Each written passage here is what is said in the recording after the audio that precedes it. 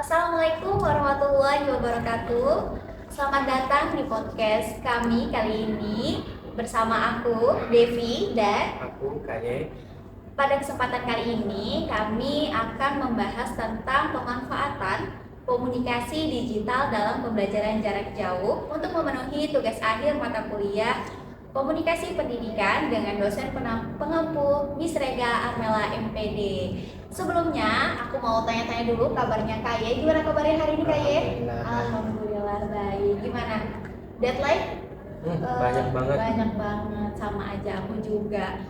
Karena kita nggak punya banyak waktu, mungkin kita langsung aja ya ngobrol tentang pemanfaatan komunikasi digital dalam pembelajaran jarak jauh. Menurut kamu komunikasi digital itu apa sih? Mungkin kalau dari aku ya, untuk komunikasi digital ini merupakan salah satu wadah yang mana komunikasi itu difasilitasi, diwadahi oleh teknologi, yang mana kita sudah dapat merasakan manfaatnya seperti media sosial, kemudian IG, WhatsApp. Tentunya ini memberikan wajah komunikasi yang lebih bergandengan dengan teknologi. Bagaimana dengan? Ya, kalau menurut aku komunikasi digital itu adalah komunikasi atau media yang bisa kita gunakan sehari-hari kayak WhatsApp itu kan bagian daripada komunikasi digital juga gitu sih. Tapi kalau menurut kamu apa sih kaitannya gitu komunikasi digital sama pembelajaran jarak jauh? Apa sih perannya? Untuk perannya, tentunya ini sangat bermanfaat bagi pendidikan kita hari ini, di mana kita mungkin mundur dengan beberapa tahun yang lalu kita mengalami era COVID-19, di mana di situ mengalami chaos, pembelajaran semuanya terhenti, guru bingung untuk bagaimana menjalankan pembelajaran layaknya, seharusnya bagaimana. Hadirnya dengan komunikasi digital ini sangat membantu, seperti ada platform Zoom, Google Meet. Hal ini membantu sekali pada saat itu, di mana menghadirkan pembelajaran yang tidak harus terpaku di satu tempat, sehingga dari berbagai tempat bisa siswa dan guru melakukan kegiatan pembelajaran dengan maksimal. Sangat bermanfaat sekali kehadiran komunikasi digital ini. Benar banget sih. Jadi kalau misalnya kita lihat kilas balik beberapa tahun yang lalu, komunikasi digital ini penting banget ya di peranannya sama pembelajaran jarak jauh. Karena pada waktu itu benar-benar kita ada di area social distancing, jadi kita nggak bisa bertemu. Terus kita mencoba menggunakan yang sebelumnya kita belum pernah pakai kayak Zoom, Google Meet, ya kan? Itu menurut kamu kira-kira apa sih manfaat dari peran ini dari komunikasi digital sama pembelajaran jarak jauh di era sekarang? Ada nggak sih manfaat yang dulu yang sebelumnya kita belum pernah coba terus kita coba terus masih ada nggak manfaatnya sampai sekarang?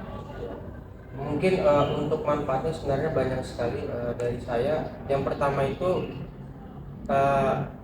era saat ini mendorong kita untuk melakukan segala hal secara fleksibel. Dengan hadirnya komunikasi digital dengan berbagai platform media yang berbasis teknologi, tentunya sangat membantu fleksibilitas dalam pembelajaran antara guru dan murid. Sekarang tidak mengenal tempat dan waktu, kapan saja dan dimanapun guru dan siswa bisa saling melaksanakan pembelajaran.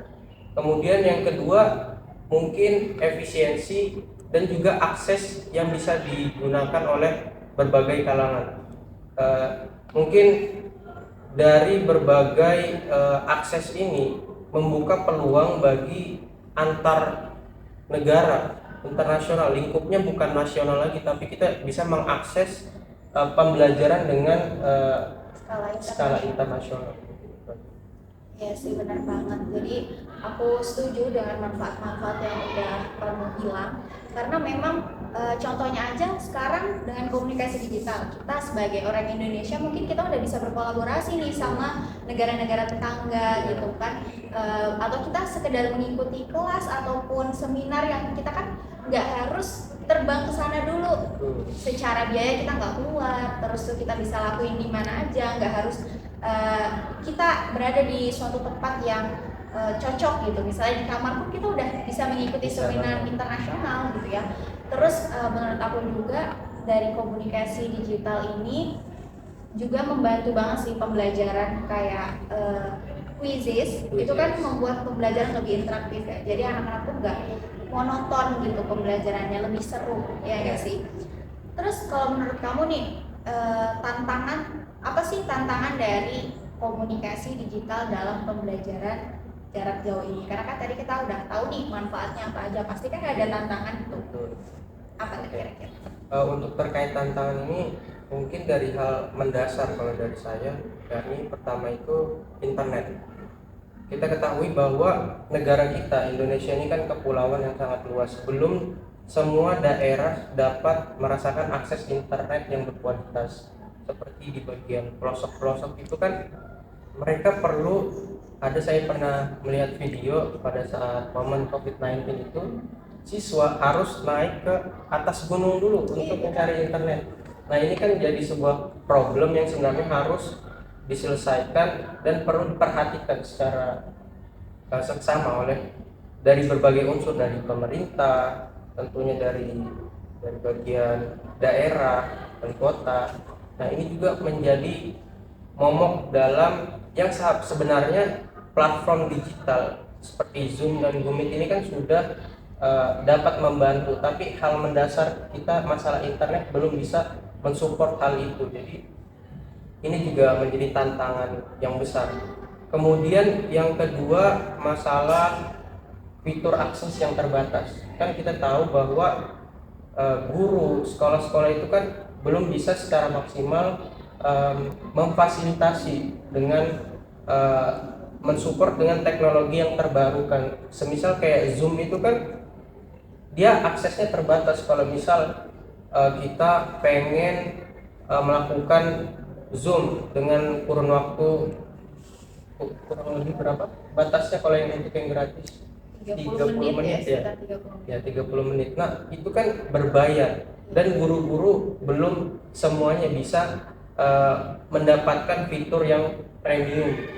Sebenarnya ya dari pemerintah, sekolah perlu ada komunikasi yang baik untuk memfasilitasi guru dan murid sehingga bisa menghasilkan pembelajaran yang berkualitas. Harus saling bersinergi gitu ya. Aku juga punya pengalaman loh. Jadi di Samarinda temen aku tuh daerah Marangkayu ya, masih daerah Kalimantan Timur kan. Jadi waktu COVID-19 itu pada saat pembelajaran dia tuh benar-benar yang harus naik gunung dulu baru bisa nemuin jaringan supaya bisa ikut pembelajaran. Jadi aku setuju banget sih. Jadi tantangannya tuh di Indonesia tidak meratanya akses internet ya. Jadi kalau misalnya waktu itu kan ada program ya yang internet tuh dibagi-bagiin secara gratis ya kan. Sebenarnya kadang lucu aja ngeliat itu kayak kuota internetnya dibagiin gratis, tapi kan akses internet itu nggak ada ya. Padahal itu kan hal yang mendasar gitu kan, yang harusnya itu dulu yang diperbaiki baru bisa kita bagi-bagikan kuota internet. Jadi kemarin kuota internet itu ya selain ada banyak yang nggak tepat sasaran, terus juga nggak bisa dipakai karena kan akses internet nggak ada gitu kan. Setuju sih. Terus menurut aku juga banyak juga guru-guru yang terkendala gitu. Jadi mereka tuh nggak bisa memanfaatkan teknologi. Jadi pakai Zoom, Google Meet aja tuh bingung, nggak ngerti gitu loh. Jadi itu kan sebuah tantangan juga. Jadi mau nggak mau ada yang otodidak. Itu bagi orang yang punya growth mindset. Kalau misalnya dia yang kayak, aku nggak bisa, jadi dia udah sama apa ya? Pasrah gitu sama perkembangan zaman. Kalau aku nggak bisa, ya udah aku nggak mau belajar. Itu masih banyak banget guru-guru yang punya mindset begitu, dan siswanya juga nggak kalah banyak. Kayak aku nggak ngerti nih gimana cara makainya gitu kan. Jadi ya udahlah, aku nggak usah masuk aja, masih banyak banget loh yang kayak gitu. Ya kan? Benar juga. Saya juga ada pengalaman pada saat sekolah di bangku sekolah itu gurunya mengaktifkan kamera Zoom tapi mic-nya masih mati. Jadi tuh gurunya ngomong berapa menit tapi nggak ada suara. Nggak ada suara, iya bener banget loh. Sebenarnya hal ini kan perlu ada perhatian dari lembaga pendidikan yang sekiranya memberikan fasilitas dengan sosialisasi bagaimana memanfaatkan, bagaimana teknologinya sudah ada nih, tapi SDM-nya belum bisa untuk menerapkan, mengaplikasikan hal itu. Iya sih. Ya, aku gimana ya caranya supaya kiranya para SDM ini bisa mengikuti perkembangan zaman yang ada. Sekarang kan ada zaman teknologi ya. Jadi untuk pembelajaran jarak jauh itu bukan suatu momok lagi. Kalau waktu Covid kan karena kita baru ya. Jadi itu menjadi momok dan banyak banget tantangan dan hambatan yang kita lalui. Terus kalau sekarang nih, kira-kira menurut kamu dalam pembelajaran jarak jauh lebih asik yang mana sih? Virtual atau kamu lebih suka secara daring aja? Oke.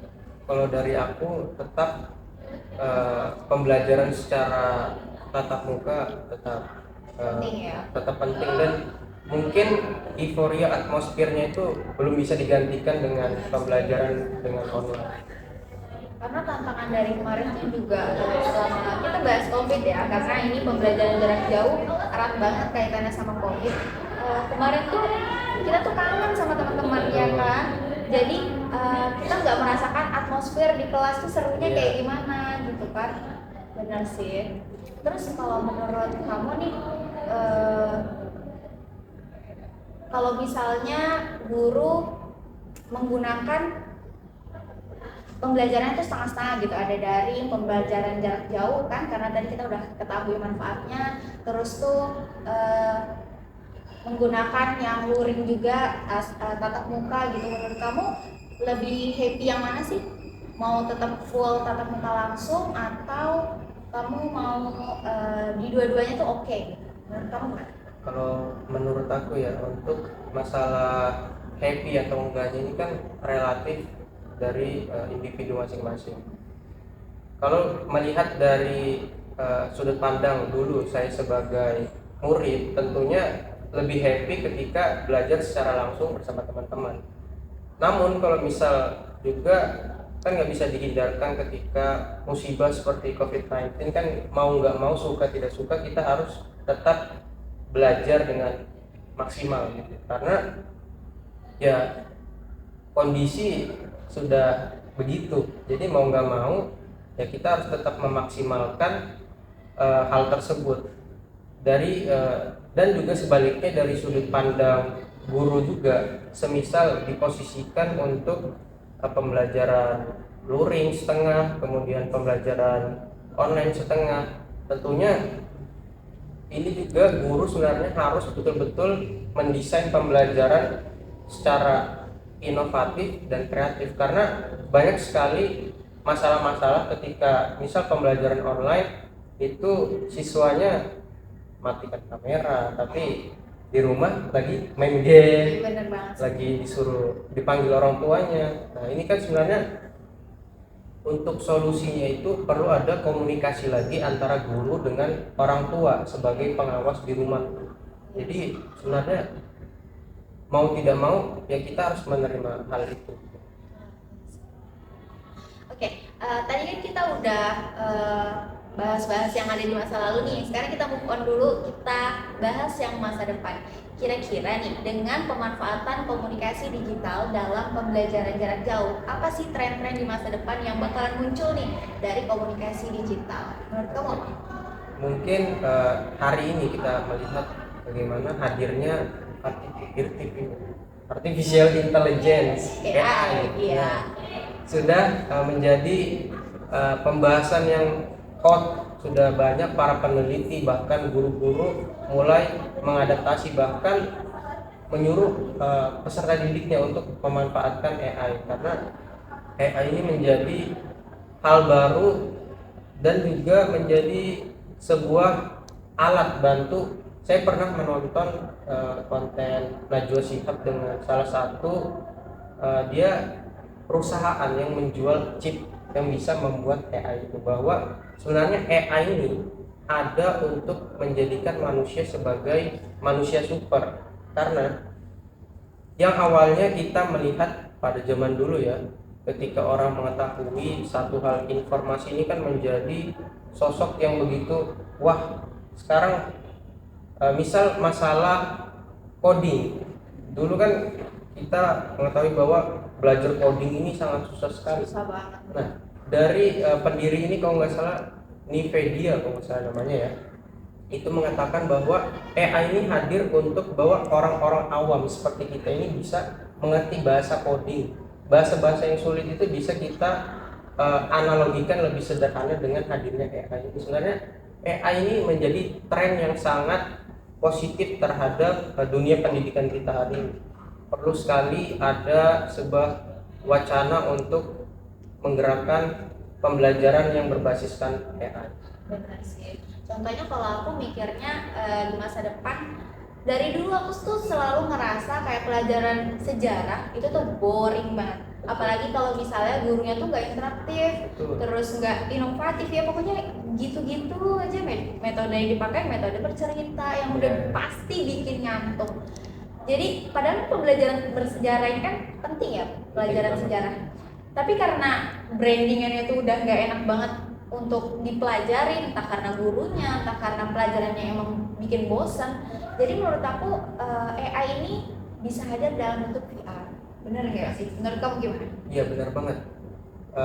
Akhir-akhir ini kan ada sebuah terobosan dari perusahaan kalau nggak salah Mark Zuckerberg itu mengadaptasi dunia virtual, di mana kita bisa bertemu dengan apa ya istilahnya itu, wujud kita tapi dalam bentuk virtual, sehingga kita bisa bertemu secara langsung walaupun posisi kita mungkin di rumah masing-masing. Mungkin teman kita dari Australia atau dari mana itu bisa bertemu.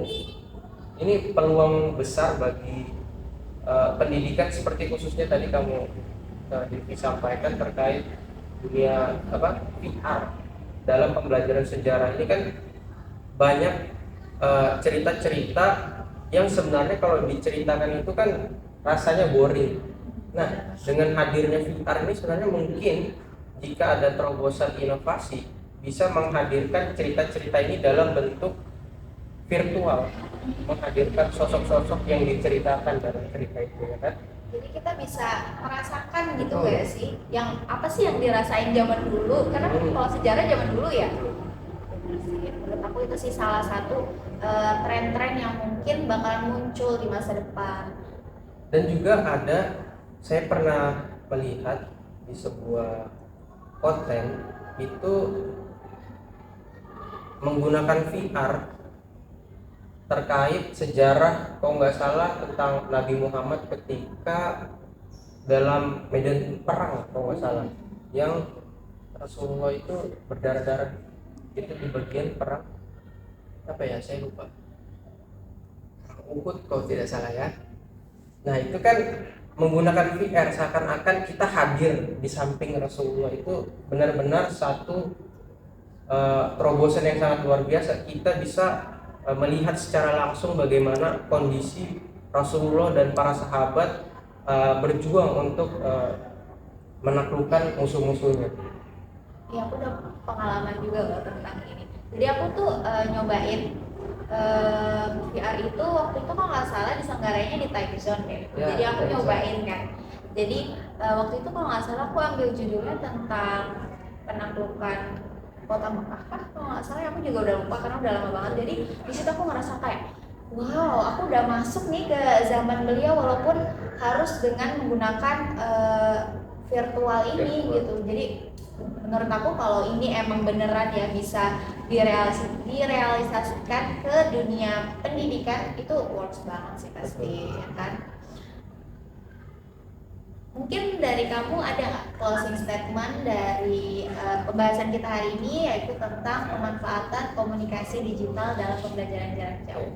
Mungkin kalau dari saya ya, untuk closing statement, bagi saya sebagai calon guru nanti, harapannya semoga saya dan teman-teman khususnya bisa selalu terbuka terhadap hal-hal baru, mengadaptasikan hal-hal tersebut dalam pembelajaran, sehingga harapannya pembelajaran ini bisa menjadi hal yang relevan bagi murid-murid di era saat itu. Jadi kita menghadirkan pembelajaran sesuai dengan zamannya, bukan dengan zaman kita.